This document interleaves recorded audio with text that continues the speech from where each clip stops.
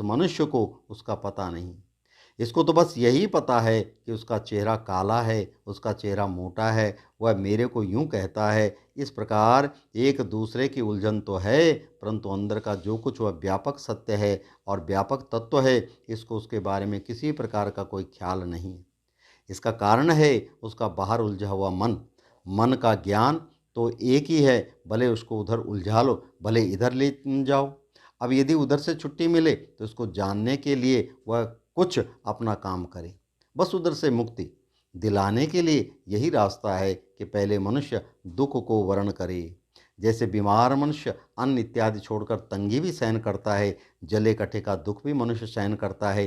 कहीं कांटा लग जाए उसका दुख भी तो देखते हैं। इसी तरह दुख तिल तिल जितना सहन करने की आदत डाले, नींद डाल रोकने का दुख भी सहन करे। बाहर उतना तो ठीक है जितने में उत्तरदायित्व निभाना है, परंतु व्यर्थ की इच्छाएं पूरी करने में, फालतू खाने पीने नशा करने में, फालतू संगत में जो समय लगाना है उसको सारा समेट लिया तो बहुत घंटे बच जाएंगे। ज़्यादा मनुष्य ऐसे हैं जो केवल मिथ्या कर्मों में ही समय का यापन करते हैं, परंतु अपने आप को सही रूप से चलाने के पश्चात जितना समय बच गया उतना एकांत समझा जाएगा। अब ऐसे समय को साधना में लगाएं। प्राणापान स्मृति में बैठे गए, अर्थात समझते हुए श्वास लेना, समझते हुए श्वास छोड़ना, और यदि अन्न हजम हो गया तो शांत होकर ध्यान में बैठ गए, और कुछ नहीं तो दुख होगा। दुख ही देखने लग गए। अब उस दुख को ज्यों ज्यों आप देखने लगेंगे तो कुछ समझ भी तो आएगी।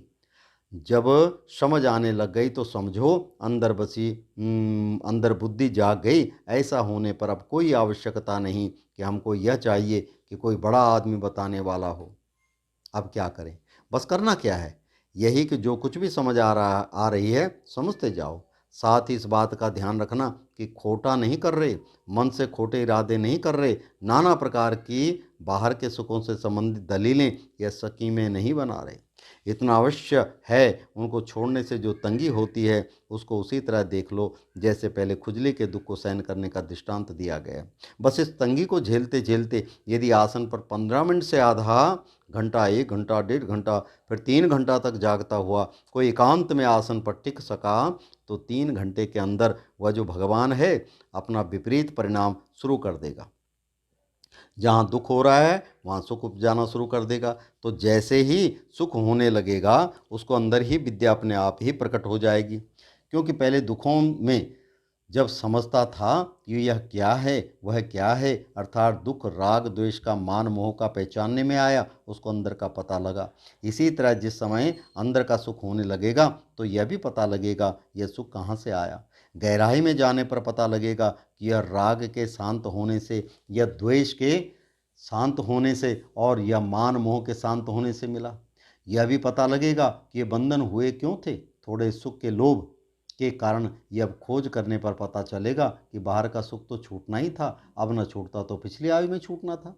तो फिर अच्छा है, यदि ये सुख नहीं मिले तो कोई परवाह नहीं। इन सुखों के न मिलने पर जो दुख है उसको मैं ऐसे सहन कर लूँगा जैसे खुजली का दुख। बस ऐसा करते करते अपने जीवन को चेताता जाए, अर्थात नित्य प्रति वैसा ही करने का अभ्यास बनाता जाए।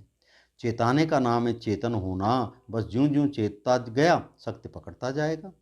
उपनिषदों में कहा भी है कि बलहीन को आत्मा नहीं मिलता, नय नय अमात्मा बलहीन न लभ्या। बल कौन सा? देह का बल नहीं जो व्यायाम करने से मिलेगा। यहाँ यह कैसा व्यायाम है कि तंगी सहन करने में मन को थोड़ा वीर बनाना। मन चाहे वस्तु नहीं मिली, कोई बात नहीं, खाना तो खा लिया है, पेट तो भरा हुआ है, इसलिए मरते नहीं। यदि किसी दूसरे के व्यवहार से दुख हो रहा है तो उसको भी सहन करना, मन में भाव बनाना कि कितना ज़्यादा दुख है, मरने लायक तो नहीं, तो थोड़ा सहन करो, देखते हैं कि कितनी देर तंग करेगा। मन कहता है कि 1 घंटा करेगा, तो ऐसी अवस्था में इस तरह मन को समझाना, 1 घंटा ही तंग करेगा तो क्या है, सहन करूँगा। बीमारी में जैसे 2 घंटे, 10 घंटे, 10 दिन व्यतीत करने पड़ते हैं, उतना तो दुख नहीं। इस तरह लंबे दुख को देखकर छोटे छोटे दुख के जितने भी हुए समय हैं उनको सहन करते करते अपने मन को शांत रखना, इसी का नाम है तितिक्षा। अर्थात जैसे मन दुख को देखकर भड़के उसको भी शांत करना। बाहर व्यवहार खोटा होना चाहे तो उसको भी रोकना। दूसरे का पाप देखकर मन उसके प्रति बुरा सोचे, उसको भी नहीं सोचने देना। इसका नाम है मन को शांत करना। यह अंदर ही अंदर होगा और अपने आप ही किया जाएगा। अब दूसरा दूसरे के लिए कौन करेगा? यदि ऐसा करते हुए एकांत में आपने समय बिताना सीख लिया तो समझो आपको स्वर्ग का जीवन मिल गया। परंतु जब तक ऐसे बुद्धि नहीं जागी, मन नहीं जागा, अंदर करने की शक्ति नहीं जागी, तब तक ठीक है, मन तो अंदर लगेगा नहीं। परंतु यह बात भी अवश्य है, फिर रास्ता भी नहीं मिलेगा। अविद्या तंग करके फिर बाहर ही ले जाएगी। तो इस बाहर से मुक्ति पाने के लिए यह आवश्यक है अंदर जागना। अंदर जागने की सबसे बढ़िया दवाई यह है कि दुख को सहन करने का अभ्यास करना। भले फिर अब जब की आवश्यकता नहीं है ज़्यादा जब, तो अब यही होगा जो अंदर के शब्द समझने के हैं। जो कुछ वस्तु अंदर समझ में आ जाए वही बोल बोल कर समझनी शुरू कर दे। मन अपने समय के सुखों के बिछोड़े का दुख सहन करने में तंगी माने तो मन को इस प्रकार समझाए कि मान लो बीमार हो जाते हैं, न उठ करके जा सकते, तब भी तो बीमारी का दुख सहन करते, तो कोई बात नहीं।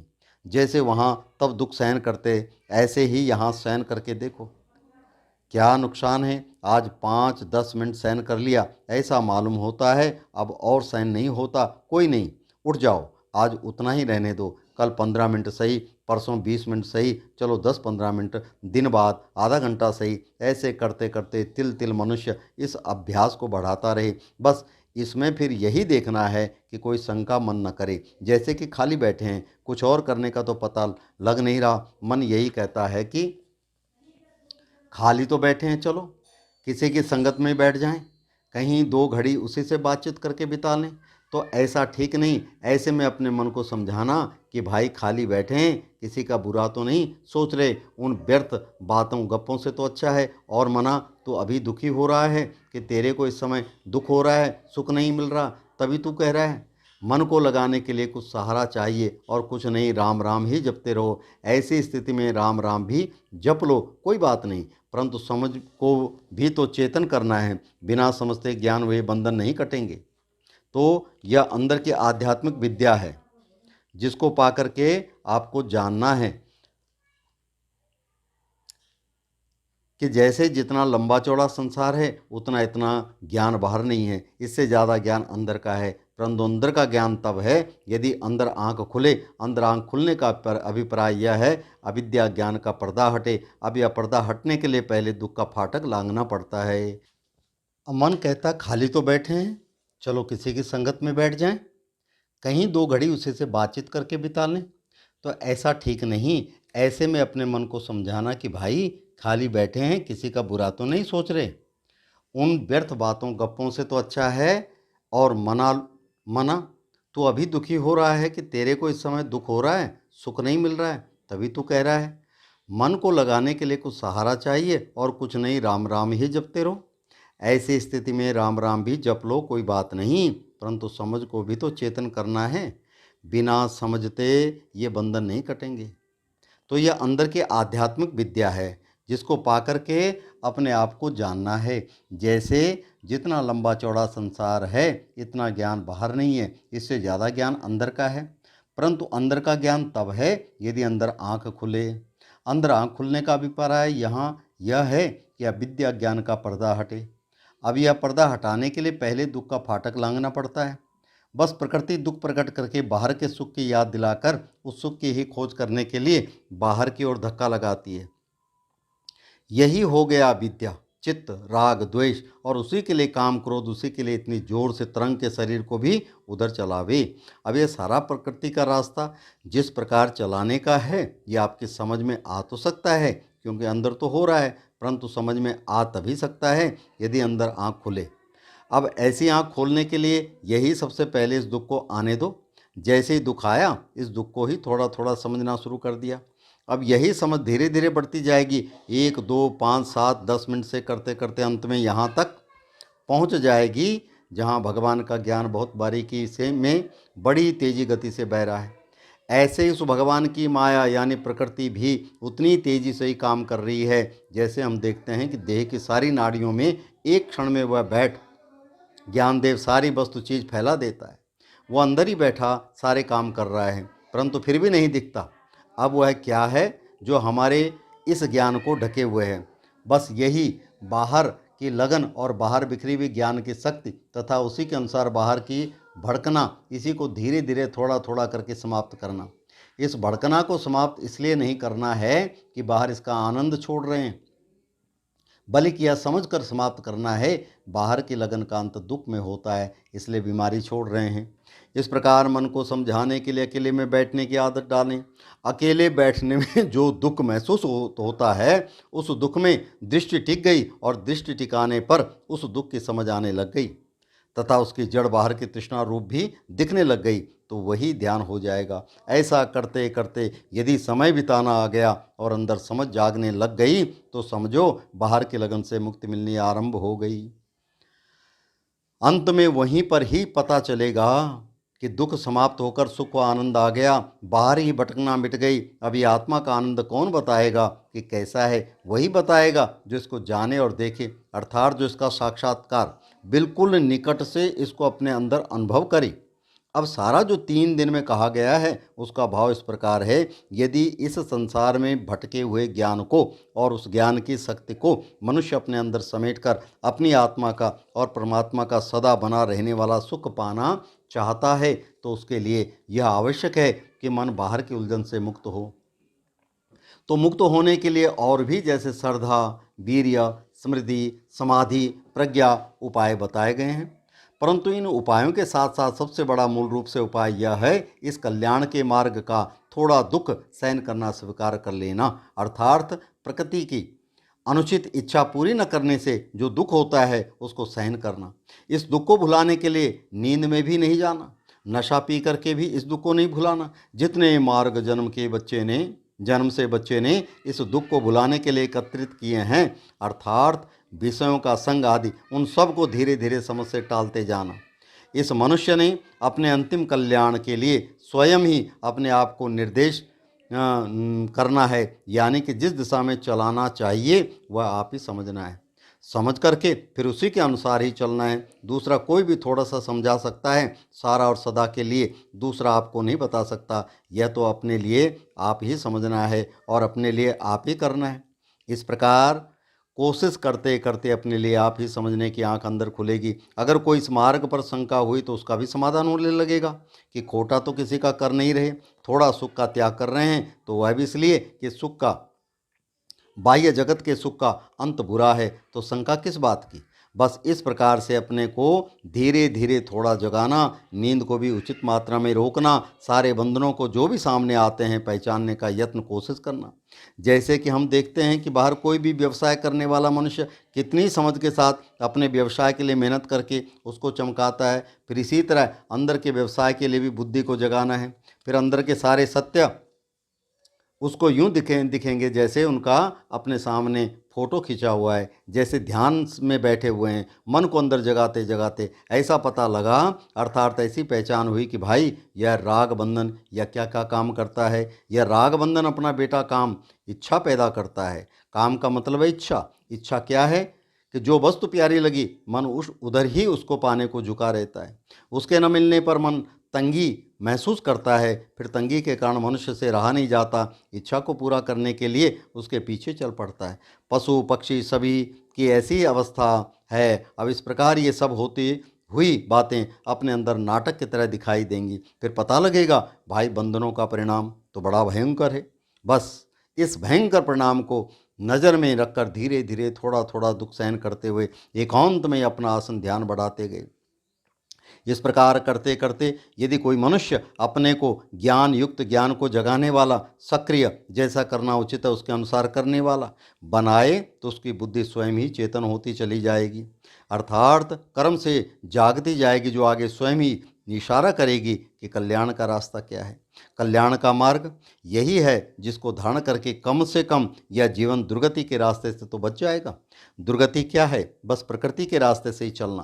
काम आया उसकी आज्ञा पालन कर ली, लोभ आया ज़्यादा खाना खा लिया, चाहे खाने के पश्चात बाद में बीमारी ही हो, क्रोध आया खोटे वचन बुलवा गया। इस प्रकार जो यह प्रकृति का खेल है उसमें मनुष्य सुख को ही दृष्टि में बसाकर न जाने क्या क्या बुरे कर्मों में लग जाता है। अब यदि इस प्रकृति के मार्ग से ही चलते रहेंगे तो कोई मनुष्य यह नहीं कह सकता कि उसकी सुगति होगी। यह प्रकृति मनुष्य, पशु व पक्षियों में समान रूप से कर्म काम कर रही है, परंतु मनुष्य के अंदर एक विशेष वस्तु, यही बुद्धि रूप ज्ञान है कि विचार करके सत्य को समझना और प्रकृति के मार्ग में थोड़ा बच बच कर चलना। उपनिषदों में भी कहा है कि भाई तुम सामर्थ्य को पहचानो। संस्कृत में सामर्थ्य नाम ईश का है। इसका अर्थ है श्रेष्ठ सामर्थ्य, उसी का नाम ईश्वर है। अब यह सामर्थ्य दो प्रकार का है, पहला ज्ञान का सामर्थ्य, दूसरा क्रिया का सामर्थ्य। बच्चे के अंदर यह सामर्थ्य नहीं, वह समझ ले कि प्रकृति के सुखों का अंत सुख में होगा या दुख में, बस जब तक यह नहीं पता तो ज्ञान का सामर्थ्य शक्ति नहीं जागा। लेकिन ध्यान में यदि मन को जगा लिया कि इनका अंत दुख में ही है तो समझो ज्ञान का सामर्थ्य आ गया। ज्ञान का यह सामर्थ्य विचार बिना, ध्यान बिना व विवेक बिना नहीं बढ़ता। शास्त्रों में कहते हैं कि मनुष्य के अंदर ज्ञान की अधिक है। ज्ञान यदि मनुष्य में नहीं तो मनुष्य और पशु में क्या अंतर है। अब ज्ञान यही है कि बाहर के सुखों का दुष्परिणाम पहले से ही पहचान लेना।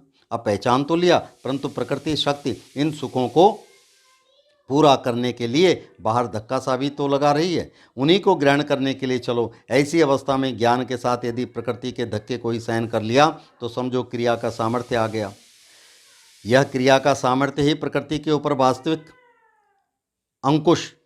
अब जैसे जैसे इस भावना आपके अंदर बढ़ती गई तो समझो आप ईश्वर के भक्त बन गए। यह भावना वहाँ तक बढ़ाते गए जहाँ तक उस परिपूर्ण भगवान का स्थान है, जो सनातन सदा रहने वाला सुख का धाम है। इस प्रकार यत्न करते करते मन को इस प्रकार सुसंस्कृत, इस प्रकार से पवित्रता के संस्कारों से युक्त करना कि वह सबके सुख में सुखी हो, किसी के दुख में हंसे नहीं, किसी के गुण को अवगुण न बनाए, प्रत्युत बल्कि उसके गुण की मनोमन प्रशंसा करे, उसके गुण को देकर अपने मन को प्रसन्न करे, किसी के अवगुण की तरफ ज़्यादा ध्यान न दे।